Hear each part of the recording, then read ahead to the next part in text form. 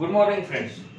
फिर से देखते हैं हम लोग एक नया टॉपिक। देख, अभी तक का हमारा टॉपिक चल रहा है, कौन सा टॉपिक चल रहा है? Final account. ठीक, तो फाइनल अकाउंट में हमने अभी तक के क्या देखे? हमने अभी तक के देखे हैं trading account, profit and loss account.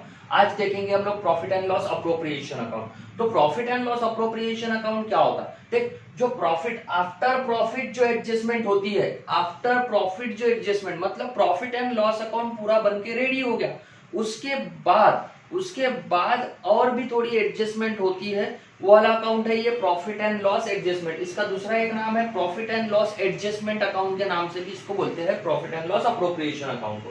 तो profit and loss appropriation account क्या होता है देखते हैं। यहाँ पर सारी की सारी ट्रांसफर एंट्री की जाती है। देखो, profit and loss appropriation account, ये डेबिट साइड है, ये क्रेडिट साइड है। देखो इसमें क्या बोला है, to transfer to reserve. General reserve में कुछ पैसा हम लोग प्रॉफिट, जो नेट प्रॉफिट निकला है उसका कुछ पैसा जनरल रिजर्व में ट्रांसफर होता है। कभी कभी ये लोग नेट प्रॉफिट का जनरल रिजर्व में जो ट्रांसफर करना है वो पैसा बता देता है, और कभी कभी क्या होता है, कभी कभी परसेंट वाइज दिखाता है।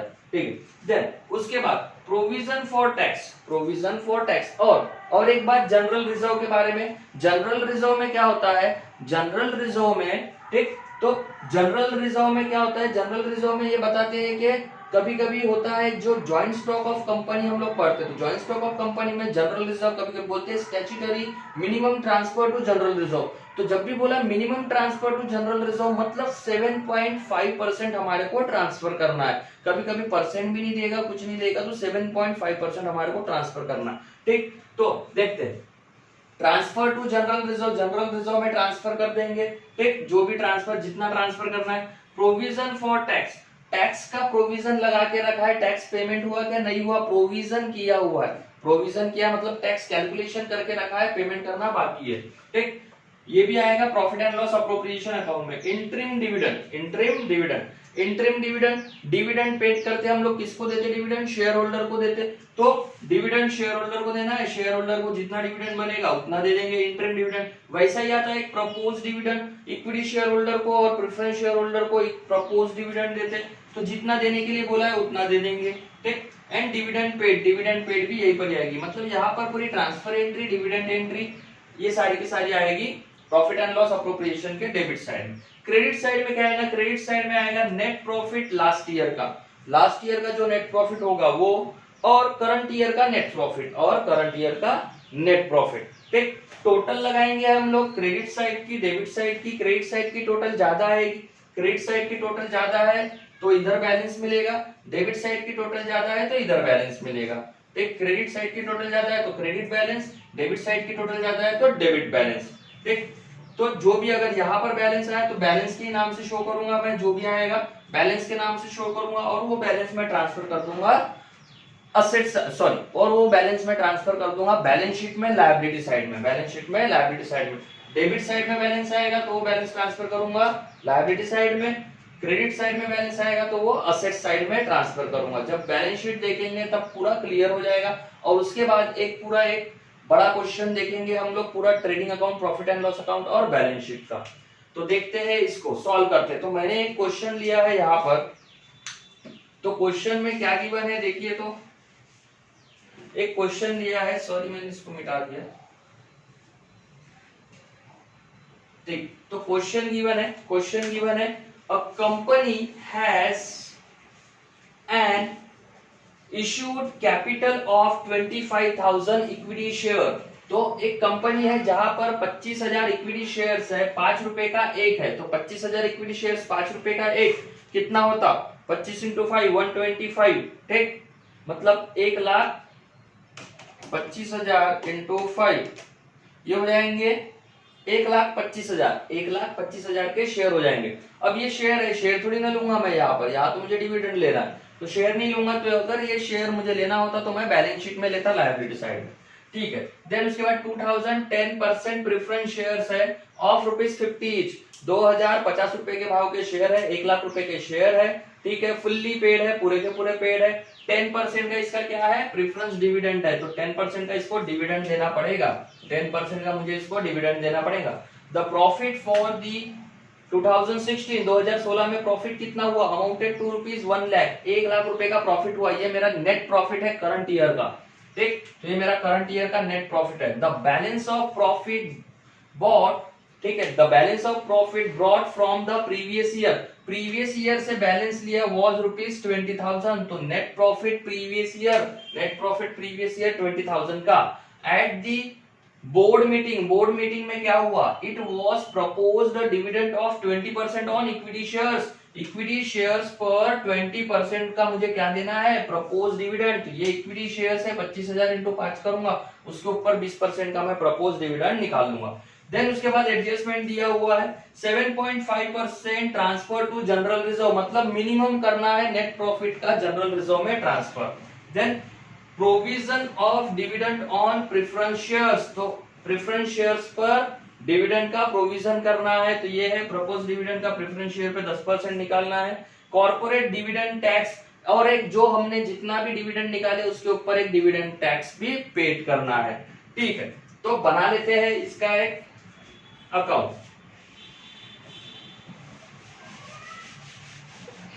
तो जो जो गिवन है वो ले लूंगा मैं। ठीक है, तो ट्रांसफर टू जनरल रिजर्व बोला है 7.5% ट्रांसफर करना है जनरल रिजर्व में, नेट प्रॉफिट का कर लूंगा मैं नेट प्रॉफिट। ठीक है, तो मुझे यहाँ पर देखो ये इक्विटी शेयर हो गया, नेट प्रॉफिट कितना है मेरा 1 लाख रुपीस का, करंट ईयर का नेट प्रॉफिट है 1 लाख रुपीस का, एंड प्रीवियस ईयर का है 20,000 रुपीस का नेट प्रॉफिट है।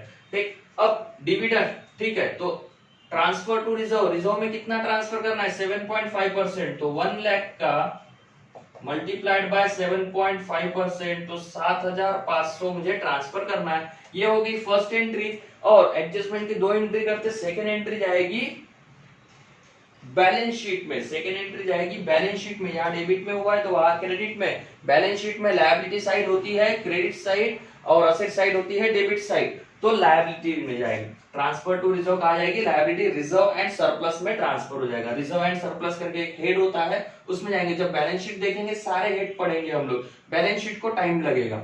देन उसके बाद क्या करना है, provision of dividend on preference shares, तो प्रेफरेंस शेयर्स पे डिविडेंड का डिविडेंड लेना है, प्रोविजन लगाना है, तो provision of dividend on preference shares, तो प्रोविजन ऑफ डिविडेंड ऑन, या फिर डिविडेंड ऑन प्रेफरेंस शेयर्स भी लिख सकते हैं direct shortcut, dividend on preference shares to dividend on preference share, तो डिविडेंड ऑन प्रेफरेंस शेयर्स, तो प्रेफरेंस शेयर्स देखो कितने हैं, तो ये 2000 मल्टीप्लाइड बाय 50 करना पड़ेगा, 2000 मल्टीप्लाइड बाय 50, तो ये होता है 1 लाख। 1 लाख के प्रेफरेंस शेयर्स होते हैं, तो 1 लाख मल्टीप्लाइड बाय कितना परसेंट, 10%, तो 10,000 रुपीस का क्या आता है, dividend on preference shares, 10,000 rupees का डिविडेंड ऑन प्रेफरेंस शेयर्स। तो इतना जगह नहीं है हमारे पास, तो इसको मैं शॉर्ट में करता हूं, 2000 मल्टीप्लाइड बाय 50 मल्टीप्लाइड बाय 10%, तो ये आता है 10,000। ठीक, तो 10,000 dividend on preference shares. Then dividend देना है इक्विटी शेयर होल्डर को भी, देखो यहाँ बोर्ड मीटिंग में बोला गया 20% देना है इक्विटी शेयर होल्डर को, dividend to equity shares, dividend to equity share, dividend on equity share बोलो या dividend to equity share holder, चलो तो डिविडेंड ऑन इक्विटी शेयर। यहाँ पर इक्विटी शेयर कितने हैं, 25,000 है, कितने रुपए का एक, 5 रुपए का एक, कितना परसेंट, 20%, तो 25,000 मल्टीप्लाइड बाय 5 करने पर ये कितना आता है, 1,25,000। 1,25,000 का अगर मैं 20% निकालता हूँ तो 25,000 रुपए आता है, तो 25,000 रुपए का मुझे यहाँ पर डिविडेंड देना है इक्विटी शेयर होल्डर को। ये भी निकल गया। अब इनकी भी से 2 एंट्री होगी, तो इसकी भी 2 एंट्री होगी, dividend on preference shares and dividend on equity shares. ये भी जाएगी, डेबिट में है तो क्रेडिट में, मतलब लायबिलिटी साइड में जाएगी। देन इसके बाद में कॉर्पोरेट टैक्स लगाना है डिविडेंड पर, तो लगा देते हैं to corporate tax on dividend, तो डिविडेंड पर कॉर्पोरेट टैक्स लगा देता हूं, तो कितना परसेंट बोला, 10%, तो कॉर्पोरेट टैक्स जो हमने डिविडेंड निकाले अभी प्रेफरेंस शेयर पे और इक्विटी शेयर पे, उन दोनों पे कॉर्पोरेट टैक्स लगा दूंगा। तो 10,000 निकाले प्रेफरेंस शेयर का प्लस 25,000 निकाले किसका, इक्विटी शेयर होल्डर का। टोटल होता है 35,000, टोटल होता है 35,000। इसके ऊपर मैं निकाल लूंगा मल्टीप्लाइड बाय कितना परसेंट, 10% बोला है, तो 10% 35,000 पर 10% 3,500, तो 3,500 का कॉर्पोरेट टैक्स हो गया, 3,500 का कॉर्पोरेट टैक्स हो गया। अब हो गई क्या सारी एंट्रीज, सारी एंट्रीज हो गई क्या, चेक कर लेते हैं, देख लेते हैं। ये हो गया 1 लाख की हो गई, 20,000 की होगी, 20% का ये लगा लिया, ये भी लगा लिया, ये भी लगा लिया, ये भी लगा लिया। अब कर लेते हैं क्लोज। तो टोटल कितना दिख रहा है, 1,20,000 रुपए, 1,20,000 रुपए की टोटल है। तो यहाँ पर आ जाएगा टू बैलेंस, टू बैलेंस, और ये बैलेंस ट्रांसफर हो जाएगा, ट्रांसफर टू कहां पर, ये बैलेंस ट्रांसफर हो जाएगा, नेट प्रॉफिट का बैलेंस ट्रांसफर होगा, ट्रांसफर टू जनरल रिजर्व भी बोल सकते हैं, रिजर्व एंड सरप्लस भी बोल सकते हैं, या फिर लायबिलिटी साइड में भी बोल सकते हैं, transfer to reserve and surplus, reserve and surplus, transfer to reserve and surplus, reserve and surplus में चला जाएगा ये बैलेंस। ठीक है, तो बैलेंस कितना आएगा चेक करते हैं। ठीक, 1,20,000 रुपए की टोटल है, और यहाँ पर टोटल कितना हो रहा, 35 ये हो गए, 7,500 प्लस 35,000 प्लस 3,500, टोटल होता है 46,000, माइनस कर लूंगा 1,20,000, तो 74,000 का बैलेंस आएगा, 74,000 का बैलेंस। ये ट्रांसफर हो जाएगा बैलेंस शीट में, लायबिलिटी साइड में, रिजर्व एंड सरप्लस के हेड में। ठीक, तो आई होप आप लोगों को ये वीडियो समझ में आया होगा। प्रॉफिट एंड लॉस अप्रोप्रिएशन हमने देख लिए है, बहुत ही ये इजी होता है। ठीक, ये भी इजी होता है, थोड़ा कंसेप्ट हमारे को क्लियर रखना पड़ता है, बाकी कुछ भी नहीं है। ठीक, हमने क्वेश्चन देखे, उसी का profit and loss appropriation account देखे। ये छोटा बनता है, बहुत छोटा बनता है, यहाँ तो बड़ा बन गया है, बट ज्यादा एंट्रीज नहीं होती, दो तीन एंट्रीज होती है। तो क्लास प्लीज लाइक कीजिए एंड सब्सक्राइब कीजिए। Thank you.